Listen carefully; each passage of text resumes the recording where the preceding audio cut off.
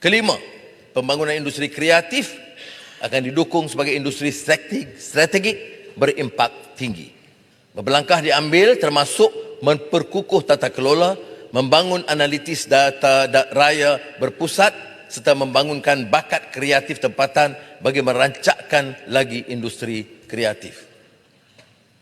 Kerajaan juga menyediakan dana berjumlah 346 juta ringgit dalam tempoh RMK12 untuk menarik penglibatan golongan belia dalam aktiviti kreatif yang menawarkan pendapatan yang tinggi. Keenam, industri pelancongan yang terjejas teruk lantaran penguatkuasaan PKP akan kembali kukuh.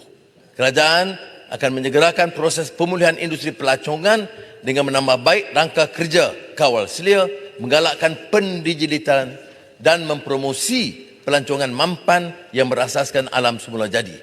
Pemulihan ini dapat dilihat berdasarkan peningkatan ketipan pelancong kepada 9.2 juta pada suku kedua tahun 2023 dan dijangka mencapai sekurang-kurangnya 18 juta pelancong pada tahun 2023. Ketujuh, kerajaan memahami masih banyak perniagaan yang belum pulih sepenuhnya seusai pandemik COVID-19.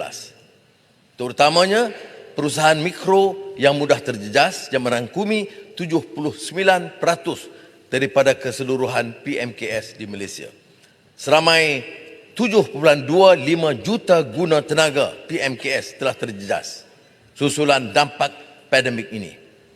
Kerajaan juga terus memperkasa PMKS menerusi peningkatan skala perniagaan serta penyertaan dalam rantaian bekalan domestik dan global. Kerajaan akan menyediakan 60 juta ringgit dana pembiayaan peluang kedua kepada perusahaan kecil dan sederhana dan usahawan inovatif dalam sektor pembuatan dan perkhidmatan untuk bangkit semula daripada kegagalan dan terus menyumbang kepada ekonomi negara. Penerima gunaan teknologi dan pendigitalan serta peningkatan kegiatan R&D dan daya cipta akan digalakkan agar PMKS dapat meningkatkan produktiviti dan kekal berdaya saing. PMKS akan didorong untuk mematuhi keperluan ESG bagi menjamin penyertaan dalam rantaian bekalan global yang mampan. Kelapan, kerajaan akan memberikan penekanan kepada pembangunan infrastruktur pengangkutan dan logistik yang mampan dan berdaya tahan. Anjakan utama pengukuhan jaringan pengangkutan awam akan menyediakan akses dan ketersambungan yang lebih baik. Lebih ramai rakyat akan menikmati perkhidmatan pengangkutan awam yang semakin cekap, berdaya harap, mampu bayar dan selamat. Antara projek pengangkutan baru diperkenalkan termasuk peluasan perkhidmatan bas rapid transit BRT dan bas dalam bandar termasuk di Johor Bahru dan Lembah Kelang. Naik taraf lebuh raya Senai Desaru. Pelebaran lebuh raya Utara Selatan dari Yong Ping ke Senai Utara cara berfasa. Pembinaan Sarawak Sabah Link Road 2. Pembinaan lebuh raya Pen Borneo Sabah fasa 1B. Projek transit aliran ringan LRT Pulau Pinang. Peluasan lapangan terbang antarabangsa Pulau Pinang. Pembangunan semula lapangan terbang Sultan Abdul Aziz Shah Subang.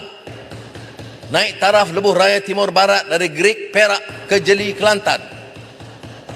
Naik taraf jalan dari Tanah Rata ke Kia Farm, Cameron Highlands, Pahang.